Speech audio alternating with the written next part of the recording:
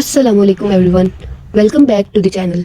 If you are preparing for CSS, PMS or any competitive exam, this video will help you understand not only what the editorial says, but also how to critically analyze it from CSS perspective. Today's editorial discussed the tragic roof collapse at a private tuition center in Lahore, where 14 innocent children lost their lives. At first glance, this appears to be a construction incident. However, the editorial argues that it is much more than that. According to the writer, this tragedy represents a complete failure of governance, regulation, and accountability. Let's analyze the editorial step by step.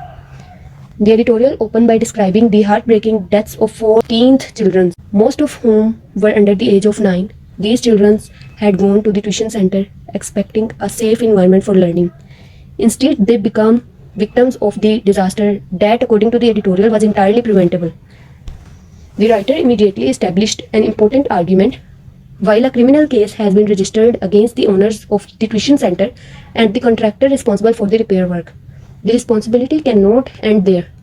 The editorial asks a very important question: where were the government authorities whose duty was to inspect buildings and enforce construction laws? This question forms the central thesis of the editorial. The writer believes that government institutions have failed to perform their constitutional and administrative responsibilities. From a CSS perspective, the main theme of this editorial is institutional failure. The writer is not simply criticizing individuals, rather he is criticizing the entire governance structure that allows unsafe building to exist. This brings us to the first major issue: weak regulatory enforcement. Pakistan has comprehensive building bylaws and construction regulation on paper. However, the problem lies in implementation. Buildings are often constructed illegally. Additional floors are added without approval, and repairs are carried out without proper engineering supervision. Regulatory authorities either fail to inspect these structures or deliberately ignore violations. This reflects one of the biggest governance challenges in Pakistan: the gap between law and implementation. The second important issue discussed in the editorial is the culture of impunity. The writer points out that whenever such a tragedy occurs, the same pattern is repeated. The nation mourns, government officials announce investigations, commitments are formed, promises are made, yet after a few weeks, everything returns to normal and meaningful reforms never happen. This cycle demonstrates that accountability is selective and temporary. In CSS terminology, this is called a culture of impunity, where institutions and individuals responsible for negligence rarely face lasting consequences. Another important aspect highlighted by the editorial is urban governance. Pakistan's cities are expanding rapidly due to increase in population and urbanization. Unfortunately, urban planning has not kept pace with this growth. Illegal housing schemes, unauthorized commercial buildings, and unsafe constructions have become common features of many cities. The editorial argues that unless urban development is accompanied by strict planning and regulation, cities themselves become dangerous places to live. The editorial also refers to similar building collapse in Karachi. This comparison is important because it shows that Lahore incident is not an isolated incident but part of a nationwide pattern of regulatory failure. From an examination point of view, this is called using comparative evidence to strengthen an argument. Now let's discuss the tone of the editorial.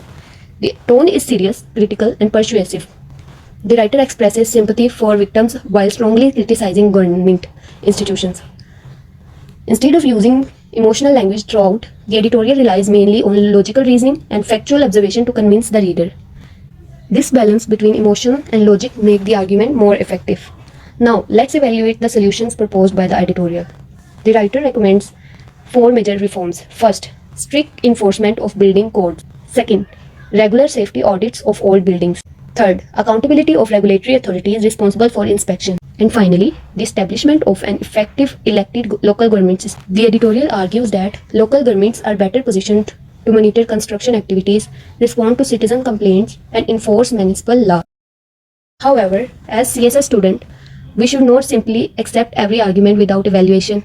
Although strong local governments are undoubtedly important, they alone cannot solve the problem. Pakistan also needs professional regulatory institutions, transparent approval systems, qualified engineering, anti-corruption measures, digital monitoring of construction projects, and an independent accountability mechanism. Therefore, while the editorial provides valuable recommendations, a comprehensive reform strategy would require improvement across multiple institutions. Now let's connect this editorial with the CSS syllabus. This editorial is highly relevant to topics such as governance in Pakistan, public administration, local government, rule of law, urban planning, disaster management, corruption, institutional accountability, sustainable development, and public policy. In an essay or current affair paper, this editorial can be used as evidence while discussing weak governance, administrative failures, urban challenges, and the need for institutional reforms. Now, let me conclude the discussion. The most important message of this editorial is that the Lahore roof collapse was not merely a construction incident. It was the consequence of years of institutional negligence, weak law enforcement, poor urban governance, and lack of accountability. Unless Pakistan strengthens its regulatory institution, enforce building laws without political influence, and ends the culture of impunity, similar tragedies are likely to continue. For CSS aspirants, the biggest lesson from this editorial is that public disaster rarely result from a single mistake. They usually expose deeper structural weaknesses within the state's governance system. Therefore, while analyzing any editorial, always move beyond the immediate event and identify the broader political, administrative, and institutional issues behind it. Thank you for watching. If you found this analysis helpful, don't forget to like the video, subscribe to the channel, and share it with fellow CSS and PMS aspirants. See you in the next editorial analysis. Allah Hafiz.